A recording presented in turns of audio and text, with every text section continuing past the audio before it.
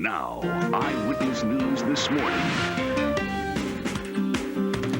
And good morning, everyone. Here at 5:30 on Connecticut's news station, Eyewitness News this morning. I'm Curtis Jackson. And I'm Polly Bell. Thank you so much for joining us on this Wednesday, the 14th of January. Indeed it is. And a windy one it is, isn't it? And a cold one as well, and the possibility of some snow as well.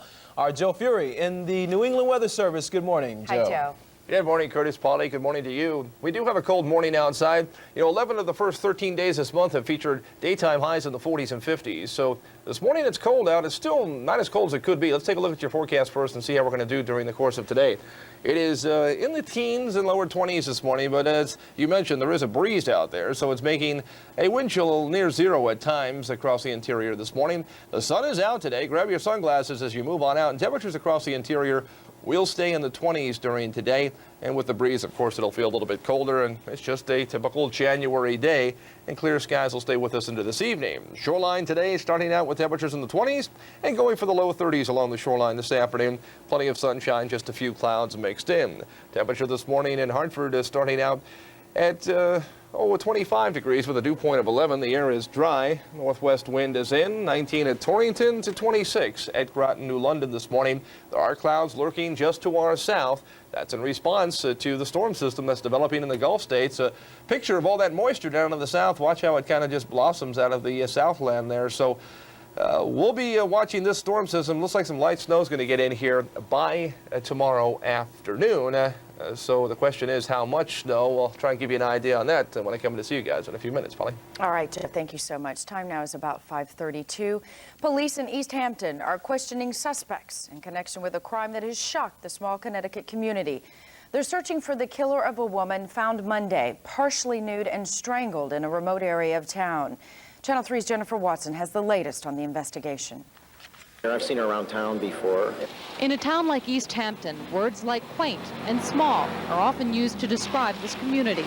60-year-old Gertrude Ochenkowski was known by many as a longtime resident who was often seen around town.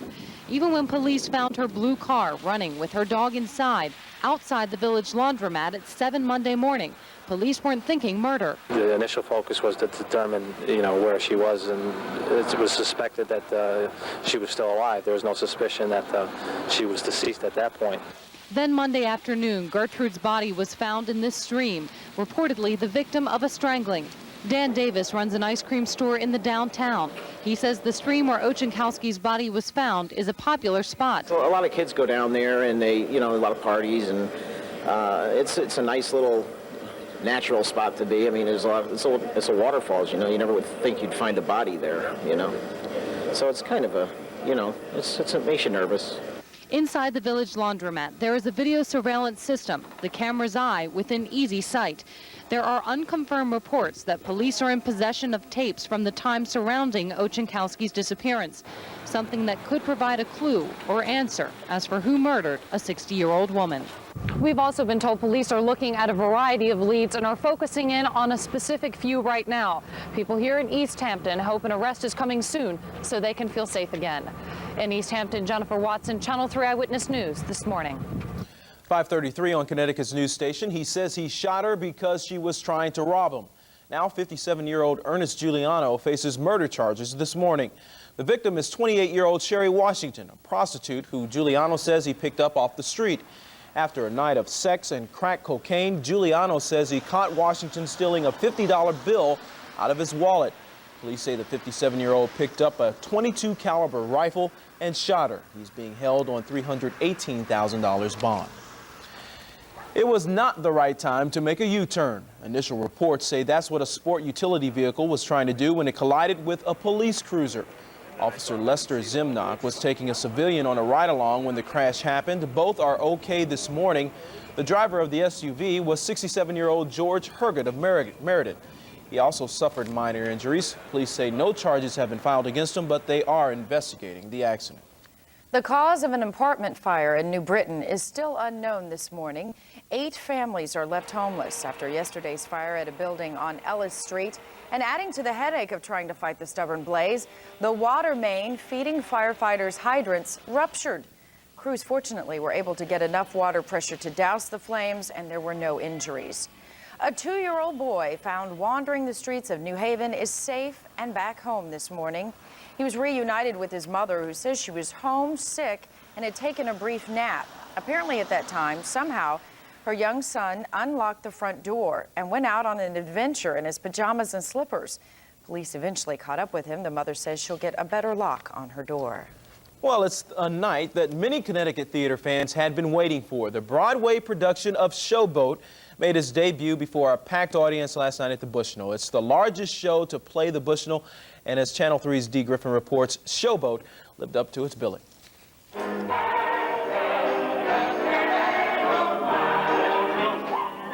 When the Cotton Blossom Floating Theater pulls into 1880s Natchez, Mississippi, it brings barrels of laughs, loads of songs, all woven between stories of love, won, lost, and forbidden.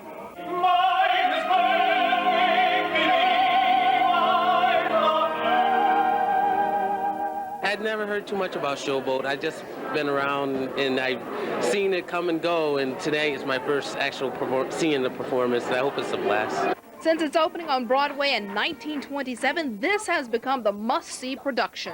I can remember stories at home about Showboat and how this is a revised version of Showboat, and we're very excited to see what they're doing with the program. Hal Prince has freshened it and brought it up to date in a sense, but with the same values, and the music holds just as powerfully today as it did when it first opened on Broadway in 27.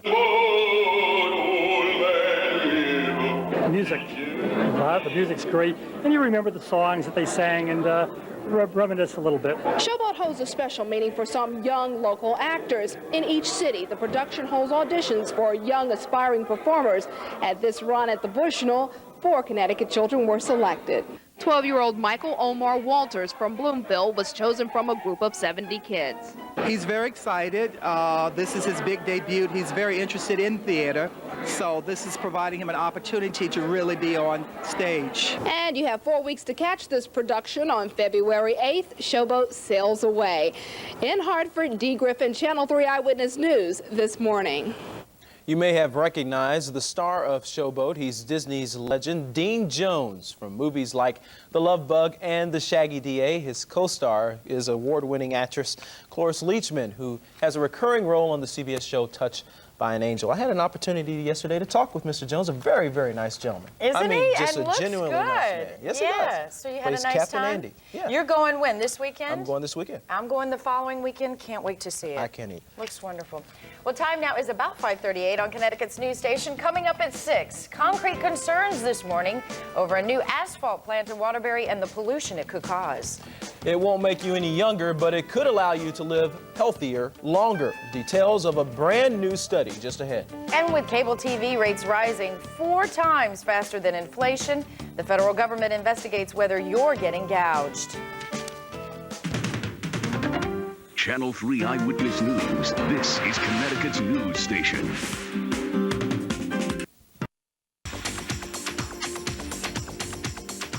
20 minutes before the hour on Connecticut's news station in this morning's 3 on Your Side, the feds will be taking a closer look at your cable TV rates. With rates rising 4 times faster than other inflation, the FCC wants to find out why consumers are bearing the burden of programming costs. There could be new limits on how much of those increases may be passed to customers. One state is getting ahead of the pack when it comes to cracking down on driver's license counterfeiters. Michigan State seal will be embossed on the new licenses with Polaprime UV.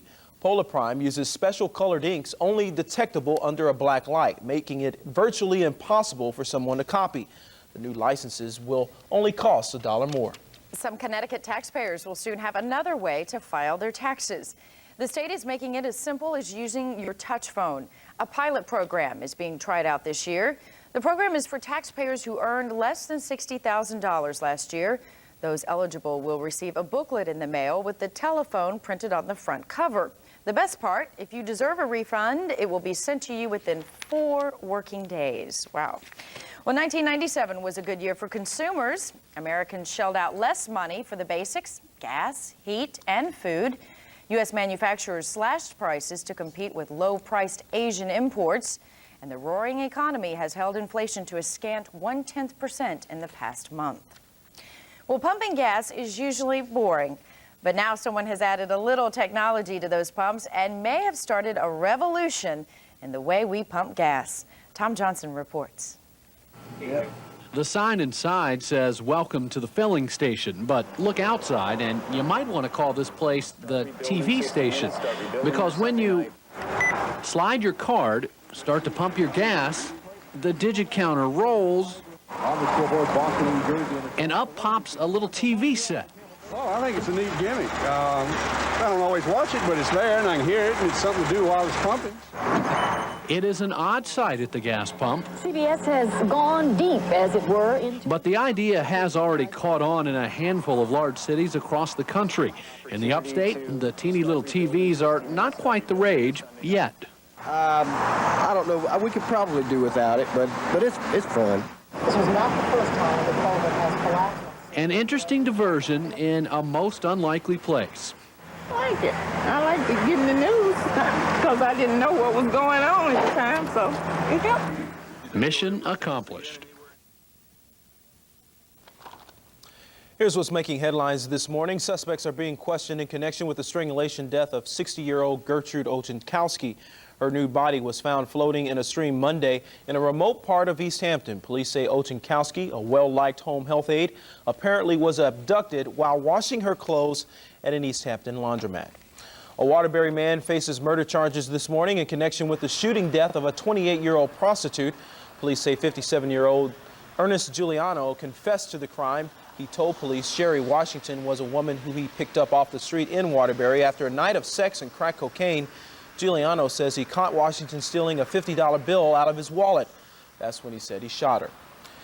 And the cause of an apartment fire in New Britain is still under investigation this morning. 8 families are left homeless after yesterday's fire at a building on Ellis Street. And adding to the headache of trying to fight the stubborn blaze, the water main feeding fire hydrants ruptured. Crews fortunately were able to get enough water pressure to douse the flames. I should say. There were no injuries.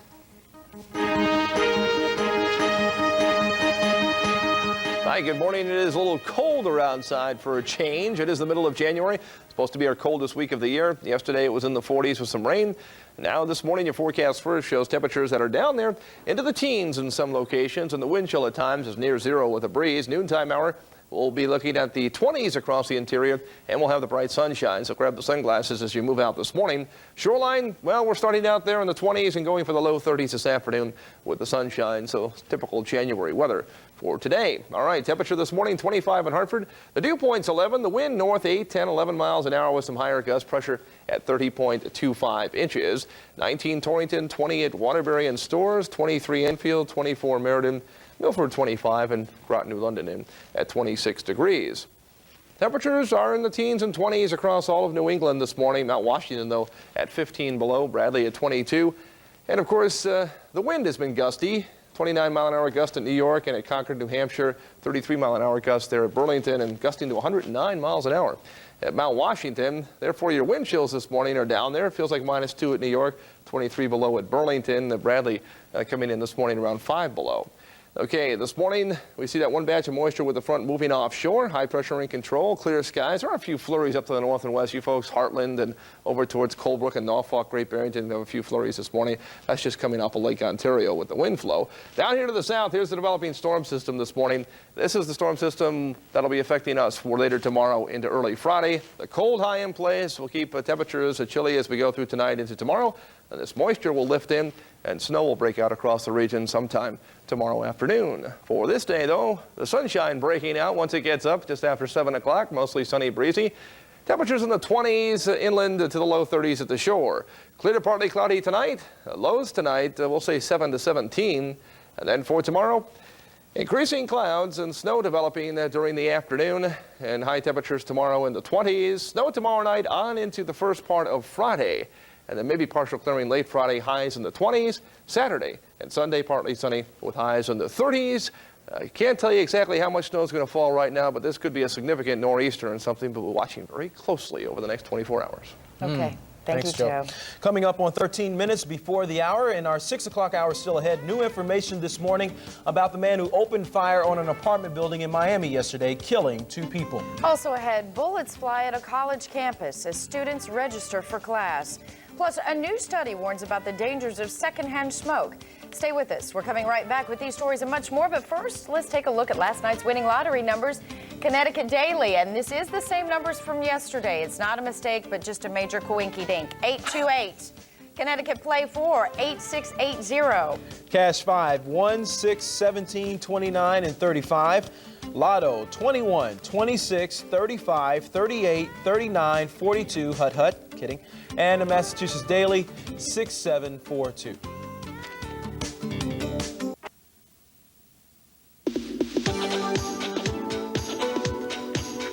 Time now is 5:49. The search for the fountain of youth continues. Researchers think they may have found what it takes to make a dream come true.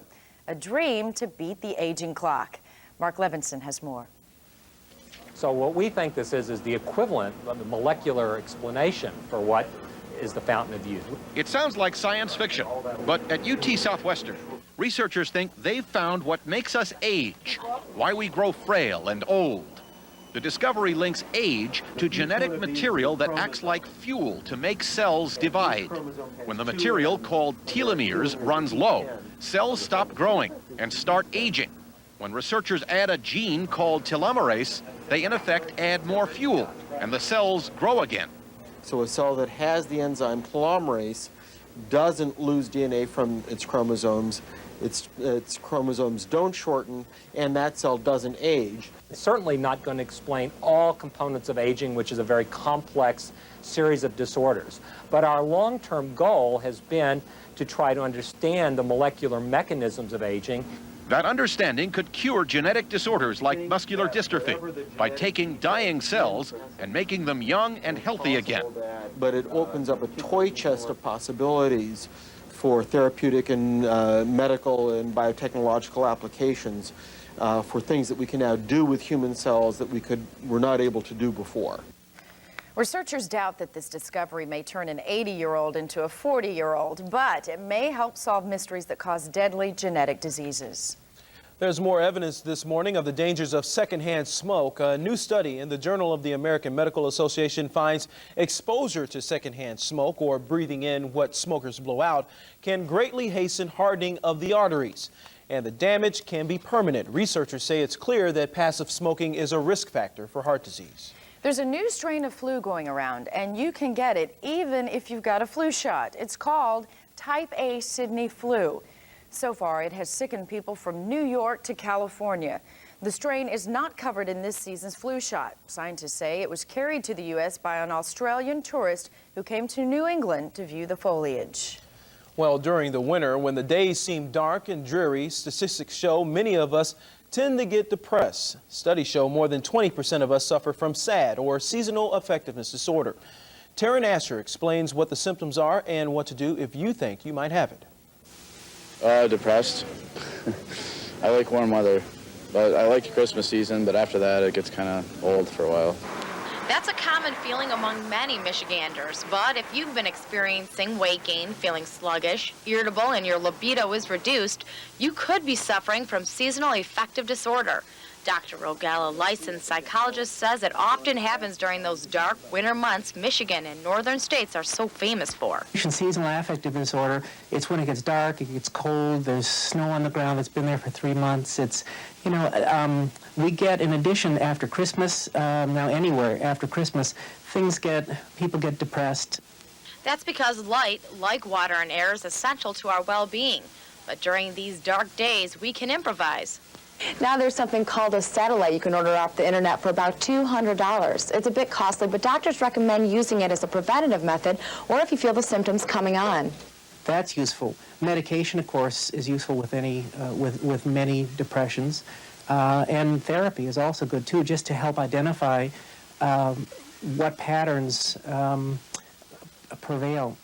Then there's always the common way to cure the midwinter blahs. Plan for the next trip to somewhere where there's sunshine and beaches. I'm on my way to the travel agent now. Or you can just wait until spring. I'm Taryn Asher for CBS News. That's what I say, head to the beach. Plan the vacation. That's right. Well, time now is about 5:54 on Connecticut's news station. Fight fans head to Foxwoods to cheer on one of Hartford's boxing champs. We'll have more on last night's bout in our 6 o'clock hour. Also, mega country star Garth Brooks heads to court. We'll have the latest on his trial. And at 5:56, bad weather continues to cause headaches for people out west, with the latest problem resulting in a fiery explosion. Stay with us. Polly and I are coming back. Polly and I are coming right back. You're watching Connecticut's news station. 5:56 on Connecticut's news station. Police in Texas are searching for 2 masked gunmen responsible for a shooting spree on a college campus. It was all a part of a robbery attempt at South Texas Community College. 1 person was killed and 3 others wounded yesterday after the 2 gunmen opened fire on a group registering for classes. No word on how much the gunmen made off with. As you can see, icy road conditions are also causing problems out west. Snow remains from last week's storm. In Washington State, a driver got into trouble when he pressed on the gas pedal. The wheel spun on the icy road, causing a fire. But that wasn't all. Fire crews called to the scene also had problems when the fire truck began to slide on the ice right into the burning car. Fortunately, no one was injured. And that is amazing. Yes, it is. 5:57, new stories ahead for you in our 6 o'clock hour. Concrete concerns in Waterbury this morning over a new asphalt plant and the pollution it could cause. Also ahead, an army of utility workers struggle to link up tens of thousands still without power from a massive ice storm that socked the Northeast. And unprecedented TV in Cuba, where a Roman Catholic cardinal gives a brief Bible lesson and talks about the Pope's upcoming visit. You're watching Connecticut's news station.